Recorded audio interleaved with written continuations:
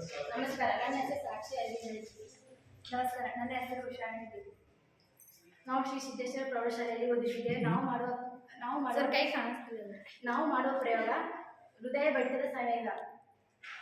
ಇದು power bank ಮತ್ತು ಇದು ಡಿಸ್ಪ್ಲೇ, ಇದು ಆರ್ಡಿನೋ, ಇದು ಫಿಂಗರ್ ಸೆನ್ಸರ್. ಇದರಿಂದ ನಾವು ಒಂದು ಪ್ರಯೋಗ ಮಾಡುತ್ತೇವೆ. ಉದಾಹರಣೆಗೆ ಒಬ್ಬ ವ್ಯಕ್ತಿಯನ್ನು ಕರಿತೀನಿ.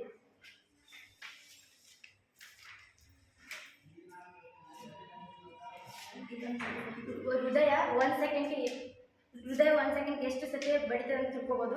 ಇದರಿಂದ ಒಬ್ಬ ವ್ಯಕ್ತಿ ಈ ಫಿಂಗರ್ ಸೆನ್ಸ್ ಮ್ಯಾಗ ಇಟ್ಟಾಗ ಡಿಸ್ಪ್ಲೇಯಲ್ಲಿ 1 ಸೆಕೆಂಡ್ಗೆ ಎಷ್ಟು ಹೃದಯ ಬಡಿತದೆ ಅಂತ ಹೇಳ್ಬೋದು.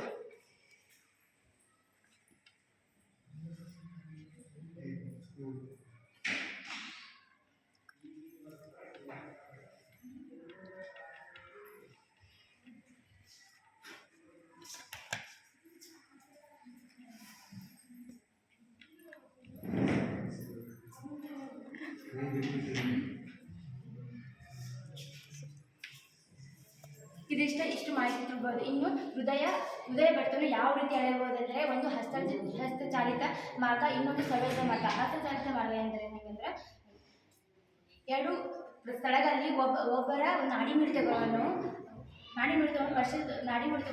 ಇದರಿಂದ ಪರೀಕ್ಷೆಗಳ ಮೂಲಕ ಹೃದಯ ಬಡಿತವನ್ನು ಹಸ್ತಚಾಲಿತವಾಗಿ ಪರಿಗಣಿಸಲಾಗಿದೆ. ಮಣಿಕಲ್ಲು ಮತ್ತು ಕುತ್ತಿಗೆ ಹಂತಗಳಂತೆ ಇಲ್ಲಿ ಮಾಡಬಹುದು ಮತ್ತು 30 ಸೆಕೆಂಡ್ಗಳಿಗೆ ಇದು ಎಣಿಸಬಹುದು. ಆ ಹೃದಯ ಬಡಿತವನ್ನು ಪಡೆಯುವ ಸಂಖ್ಯೆಯನ್ನು 2ರಿಂದ ಭಾಗಿಸುವುದು. ಅದು ಯಾಕೋ ಕನಿಷ್ಠ ಮಟ್ಟಕ್ಕೆ ಅನ್ವಯಿಸುತ್ತದೆ ಮತ್ತು ನಾಡಿ ಬಡಿತ ಅನುಭವಿಸಿದ ಅವರಿಗೆ ಬೆರಳು ಮೇಲ್ಮುಖ ಮತ್ತು ಕೆಳಮುಖವಾಗಿ ಚಲಿಸುತ್ತದೆ.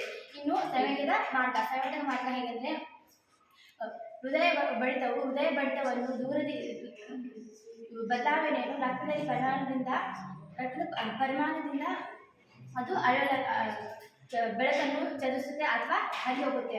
ಆಪ್ಟಿಕಲ್ ಶಕ್ತಿಯ ವ್ಯತ್ಯಾಸಗಳಿಂದ ಸಂವೇಗವನ್ನು ನಾವು ಅಳೆಯಬಹುದಾಗಿದೆ. ಇನ್ನು ಹೃದಯ ತತ್ವವು ಫೋಟೋಫಲ್ತಿಯಂ ತತ್ವವನ್ನು ಆಧರಿಸಿದೆ. ಇದು ಈ ಅಂಗವು ಹೃದಯದ ಯಾವುದೇ ಅಂಗದ ಮೂಲಕ ರಕ್ತದ ಪರಿಮಾಣವನ್ನು ಅಳೆಯುತ್ತದೆ ಮತ್ತು ಆ ಅಂಗದ ಮೂಲಕ ಬೆಳಕಿನ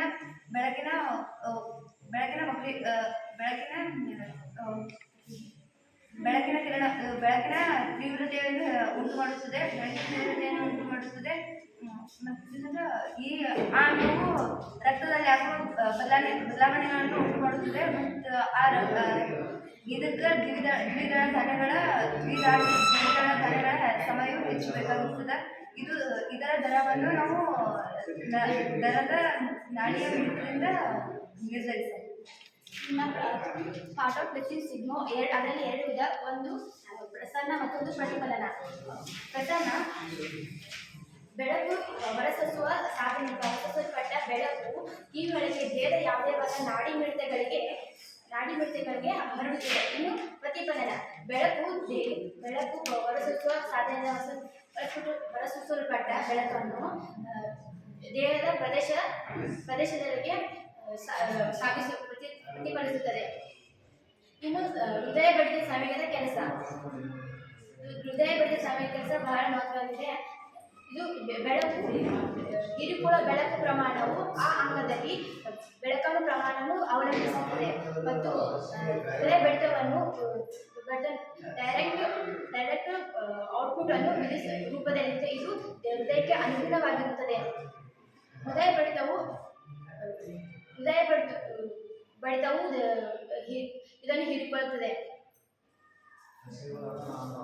ಇನ್ನು ಪ್ರಾಯೋಗಿಕವಾಗಿ ಹೃದಯ ಬಡಿತದ ಒಂದು ವ್ಯವಸ್ಥೆ ನೋಡೋದಾದರೆ,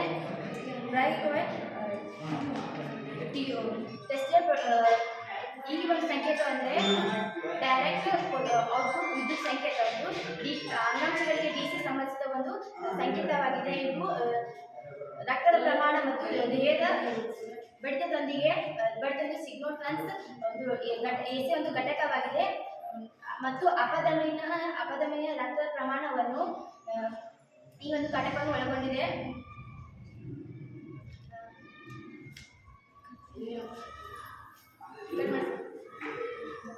ಉದಯಬಡಿತ ಸಂವೇದನ. ಪ್ರಾಯೋಗಿಕ ಉದಯಬಡಿತ ಸಂಬಂಧ ಇದರ ಉತ್ಪನ್ನ ಸಂಖ್ಯೆ ಅಂದರೆ PC 3147 ಇದರ ಉತ್ಪನ್ನ ಸಂಖ್ಯೆ ಆಗಿದೆ. ಮತ್ತು ಇದನ್ನು ಸರ್ಕ್ಯೂಟ್ ಬಳಸಿ ನಂತರ ಕಂಪ್ಯೂಟರ್ ಸರ್ಕ್ಯೂಟ್ ಬಳಸಿ ADCಯಲ್ಲಿ ಬಳಸಿ ಡಿಜಿಟಲ್ ಪಲ್ಸರ್ ಪರಿವರ್ತನೆ ಆಗುತ್ತದೆ. ಮತ್ತು ಇನ್ನೊಂದು ಉದಾಹರಣೆ ಎಂದರೆ PCRT 1000 ಇದು ಪಿನ್ಗಳನ್ನು ಹೊಂದಿದೆ. ಪಿನ್ ಒಂದು LDA ಪೂರೈಕೆಯು ವೋಲ್ಟೇಜ್ ನೀಡಲು, ಪಿನ್ 2 ಮತ್ತು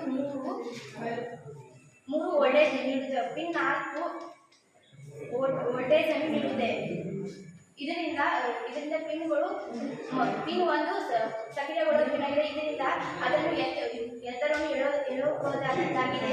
ಅದರಿಂದ ಇಲ್ಲಿಗೆ ಆನ್ ಆಗುತ್ತೆ ಮತ್ತು ಸಂವೇದನಾ ಕಾರ್ಯವನ್ನು ಪ್ರಾರಂಭಿಸಲು ಸಾಧ್ಯವಾಗುತ್ತದೆ.